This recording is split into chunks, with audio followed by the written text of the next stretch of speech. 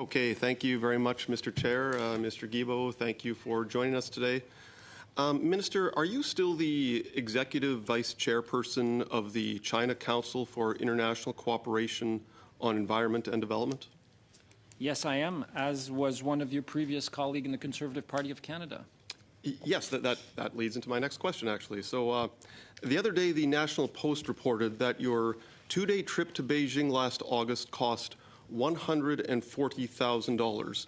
And when Stephen Harper's Environment Minister Peter Kent traveled to Beijing in 2014 to meet with the same council, his trip cost only $9,900, and that includes staff. So, Minister, why were your travel costs 14 times that of Stephen Harper's Environment Minister to fly to the same city to meet with the same council? I haven't seen those numbers, so it's hard for me to comment. What I will say is that things have changed since 2015. We now have a memorandum of understanding with the government of China to develop policies on coal, on carbon pricing, on joint work on nature, which are things we didn't have. The meeting just in the last 2 days. We were there for 4 days. So I'd be happy. I mean, those information are public, but I don't have the comparison to 2014. I don't have those numbers in front of me. Okay. Thank you very much, Mr. Chairman. And Minister, I'm happy to see you here. It's been 262 days since your last appearance. As you said, you've spent the last 2 weeks in the desert in Dubai, and we'd like to know what your bill is environmentally for that trip to Dubai. Well, as you probably know, and thank you for the question, Mr. Deltel, the department compensates for carbon offsets for this kind of travel. But you personally, well, we're going to publish that information. It has to be collected. But I'd like to remind the members of the committee that before the signature of the Paris Accord, we were living on a planet that was headed towards a 4 degrees Celsius increase. Well, you'll have time to talk about that later, but I have other questions to ask you now. Well, answer. Well, that's important now because these agreements are going to help us to avoid tens of billions of tons of pollution. So perhaps it's worth meeting from time to time to do that. Well, perhaps not in the middle of the desert, but the people don't always understand. So during this meeting... Merci, Monsieur le Président, Monsieur le Ministre. Thank you, Mr. Chairman. You asked the first question about the bill. There are a lot of people are interested in the debate, and it's 18.1 tons of CO2 for your trip to Dubai return. So I would like to know how you personally are going to compensate for this. You went personally, not the department.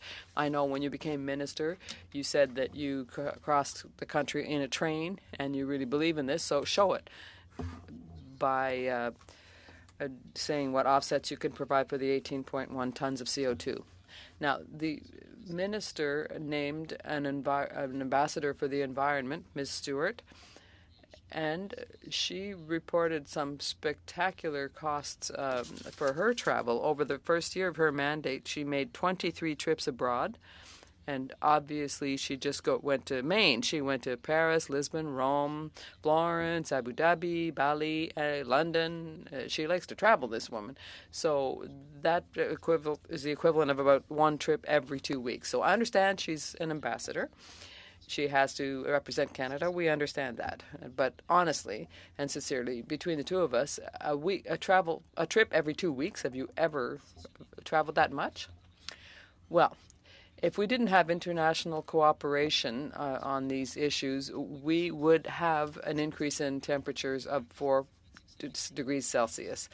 And so thanks to the Paris Agreement, and this, you can read this, we are heading for a 2.3 increase instead of 3. So every 1/10 of a degree of a reduction is billions of tons of pollution that won't be in the atmosphere. And I think it's worth, we have an ambassadress, and she's based in Europe, by the way, so indeed, so that she can limit her transatlantic trip. So she's based in Germany. Going to London or to Paris is much closer than if I was to do that.